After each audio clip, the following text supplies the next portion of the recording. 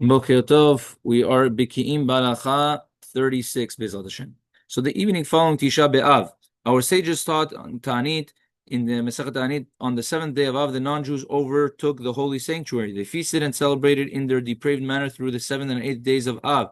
And late in the afternoon, on the 9th of Av, they set fire to the building. The fire burned through the night and the next day. The verse says, "Woe unto us, for the sun has turned to set, as the afternoon shadows stretch forth." This supports the statement of Rabbi Yochanan. If I had been the Torah leader in that generation, I would have established the fast to be on the 10th of Av, since the actual destruction of the Beit HaMikdash took place mainly during that day. The Torah leaders of that generation contended, however, that the moment that the destruction began is the moment to commemorate with the fast. All this refers to the destruction of the first Beit HaMikdash, which was a wooden building and could be destroyed by fire. Our sages continue this discussion, maintaining that the second Beit HaMikdash was also destroyed on Tisha B'Av, since God's practice is to reserve such collective national punishments for this day. Based on the Talmud's teaching that the first Beit HaMikdash was actually destroyed on the 10th day of Av, several Rishonim wrote that the custom is to refrain from eating meat on the 10th of Av, on the night of the 10th of Av. Maran as well wrote in Shulchan Aruch that the proper practice is to refrain from eating meat on the night of the 10th of Av. There are communities that did not adopt this custom, however. See the Leket Yoshel and the Ben Ish Chai. Maran Rishon LeZion defended this leniency, demonstrated its validity in two separate arguments. The Shalom Yeshiv Kama suggested that it was the first Beit HaMikdash that was burnt only at the very end of 9th Av and through the day of the 10th of Av, as the verse teaches plainly in Yomiyah. On the 5th of the month, on the 10th day of the month, he burnt up the house of God. This verse is what prompted Rabbi Yochanan to say, if I had been the Torah leader in that generation, I would have established the fast to be on the 10th of Av. The second Beit HaMikdash, however, was destroyed on the 9th day of Av, as the Talmud asserted. For us, the destruction of the second Beit HaMikdash is far more pertinent, as the Ramban commented in his Torat Ha'adam. For this reason, we fast on the 17th Tammuz, the day when the walls of Yerushalayim were breached during the destruction of the second Beit HaMikdash, and not on the 9th of Tammuz, when the walls were breached during the destruction of the first one. The Tikkun Yisachal explained that our mourning over the destruction of the first Beit HaMikdash has been mitigated since the second Beit HaMikdash was built to replace it. We mourn the loss of the second Beit HaMikdash and the subsequent exile of our people, from which we have yet to recover. Since the destruction of the second Beit HaMikdash took place on the 9th day of Av, and it was all over by the 10th day, it is not necessary to mourn any longer on the 10th of Av. Rabbeinu Menachem Azariah of Pano explained in his Sefer Asara Mamarot that stated that the enemies who attacked and conquered Yerushalayim never actually laid hands on its holy stones. Instead, the stones of the city's foundation were miraculously whisked away and hidden, so that where no one would ever have access to them. This is what is suggested by the verse, its gates sunk into the ground. Likewise, the Sefer Zecher David stated that the Kabbalists have taught, citing the Sefer Hechalot, that in reality the Beit HaMikdash was never burnt. Instead, the Blessed One sent forth his angels, who brought other bricks and mud for the enemy general to think that he was destroying the Beit HaMikdash, whereas in reality it had sunken deep into the earth.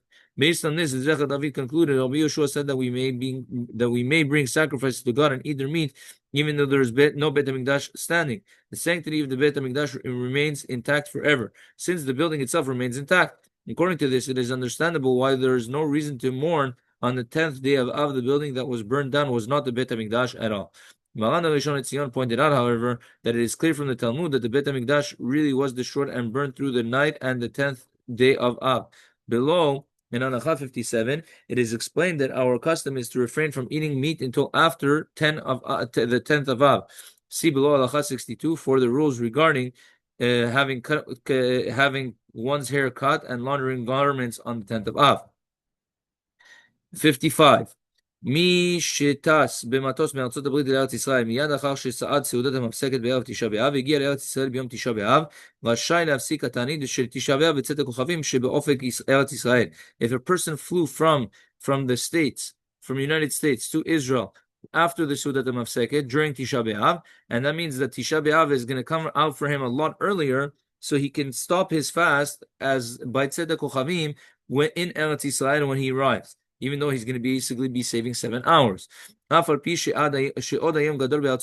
though in the United States where he left, it's still going to be day ad keshesh shaot, even like about like 6 hours. Velo avru chavdalet shaot bitanito, and he didn't even pass 24 hours in his fast. She'en lecha ela mekomo v'shato, because you only have the place and the area where you are, therefore you go with that. V'chein im haya davar lehefech, same thing applies the opposite way. Shenatzav b'matos me'eretz Yisrael le'Artzot Habrit, that he goes from Eretz Yisrael to the United States. יש להחמיר עליו להמתין שם עד צאת הכוכבים של ארצות הברית, כי מקומו ושעתו, he has to wait like the time of the United States, which means he's going to be adding on to himself another 7 hours basically, or even more. 56. נ"ו, בארץ ישראל וגלילותיה נוהגים שאין מברכים ברכת הלבנה קודם יום תשעה באב. In Eretz Yisrael they have the custom not to do ברכת הלבנה before תשעה באב. אבל בליל מוצאי תשעה באב המנהג פשוט לברך ברכת הלבנה. The custom is to bless after תשעה באב. ואם אפשר שקודם שיברך ינעון מנען ואיתם מידי, and if it's going to be possible that before he makes the blessing of ברכת הלבנה he should put on shoes and taste something, שפר דמי, it's good.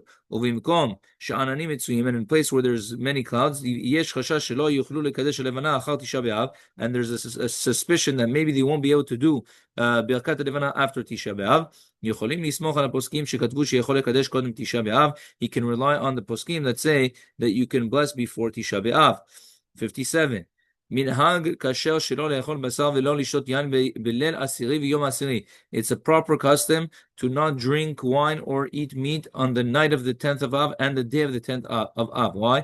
כי בתשעה באב לעת ערב נכנסו האויבים והציתו אש בהיכל, because the night of the 9th of Av, towards the night of the 9th of Av, the enemy came in and they burnt the Beit HaMikdash. And it was burning until sunset of the 10th day. Mihu b'sudat mitzvah, if it's going to be a sudat mitzvah, kigon sudat milah, like a brit milah, even those that have the custom to be machmir on for eating meat the night of the 10th of Av, everyone that is invited can eat meat during this on Motzei Tisha B'Av. Gam כשחל העשירי באב בערב Shabbat, even if the 10th of Av falls out on Erev Shabbat, אין לאכול בו בשר, you shouldn't eat meat on that day. אולם טעימת התבשילים לשבת מותרת, but if you're tasting the food for Shabbat, it's going to be allowed. Samech 60. אם חל תשעה באב בשבת ונדחה ליום ראשון, if תשעה באב fell on Shabbat and was pushed off to Sunday, העיקר לדידן להקל באכילת בשר ושתיית יין במוצאי תשעה באב. In this case we can be lenient and have meat and drink wine right after תשעה באב.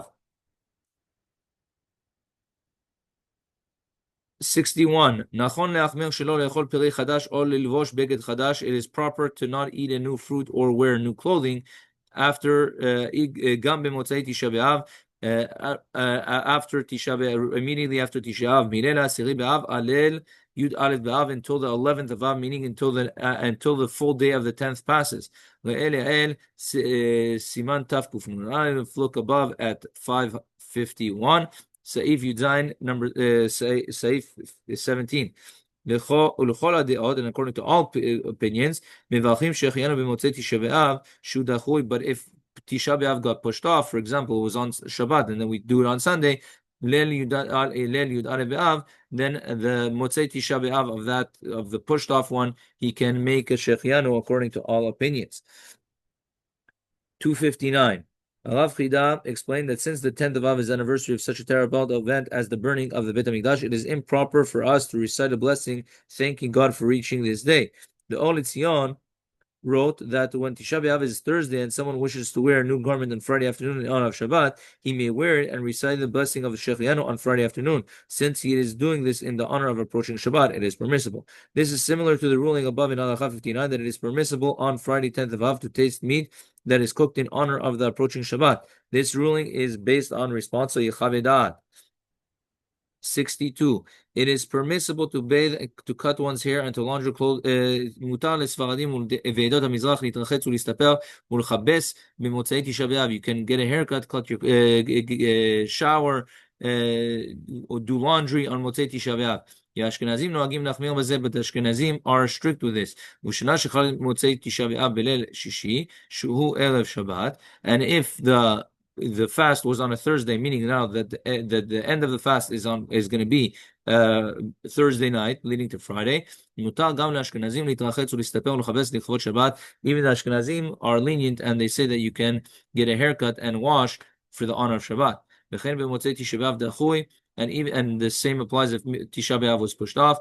לכולי עלמא מותר ברחיצה וכיבוס ותסבורת. Everyone agrees that you can wash, do laundry, and get a haircut. 260. In the Sefer Moed Kol Chai, a number of the disciples of the Rizal are recited as saying that according to the Kabbalah, one should never cut one's hair in the afternoon and certainly not at night, since the influences of punishment are aroused at night. Moran the Rishon Tzion cited considerable proof that this is incorrect, and that even according to the Kabbalah, there is no basis to refrain from having one's hair cut in the afternoon or at night. See also Chazon Ovadia. 63. Samech Gimel. We already explained above that if a woman's mikveh falls out on the after Tisha B'Av, now she's not going to be able to wash or clean herself properly during Tisha B'Av. She doesn't have to do it before Tisha B'Av. She should do the preparations after Tisha B'Av goes out. And like we explained over there, she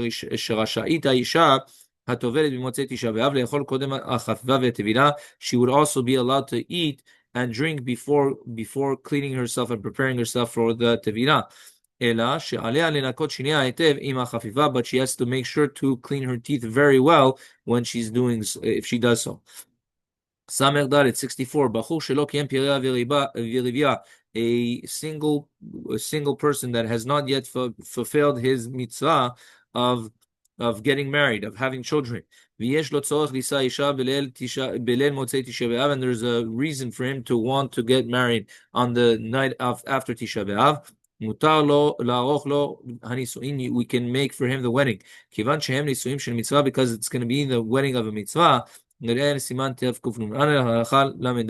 See above 551, 34. Dinei Havdalah b'motzei Tisha B'Av shechal b'yom Rishon. The halachot of Tisha B'Av, of Motzei Tisha B'Av that falls out on a Sunday, nitba'u la'el were explained already above. Taf Kuf Nun Vav, halacha Daled ve'hala, Siman 556 from halacha 4 and onwards. כל העצומות האלו עתידים להיבטל ולהיות ימים טובים וימים ששון ושמחה לימות המשיח. All these days are going to be happy days and joyful days in the days of Mashiach. כמו שנאמר, like it says, כה אמר השם צבאות, so אשר השם, צום הרביעי, the fourth fast, וצום החמישי, the fast of the fifth, וצום השביעי, and the fast of the seventh, וצום העשירי, and the fast of the 10th, יהיה לבית יהודה לששון ולשמחה, will be to the house of Yehuda for happiness and rejoicing, ולמועדים טובים and for holidays, והאמת והשלום אהבו. And they shall, and you should like the peace and the truth and the peace. בעזרת השם. ברוך ה' לעולם. אמן ואמן.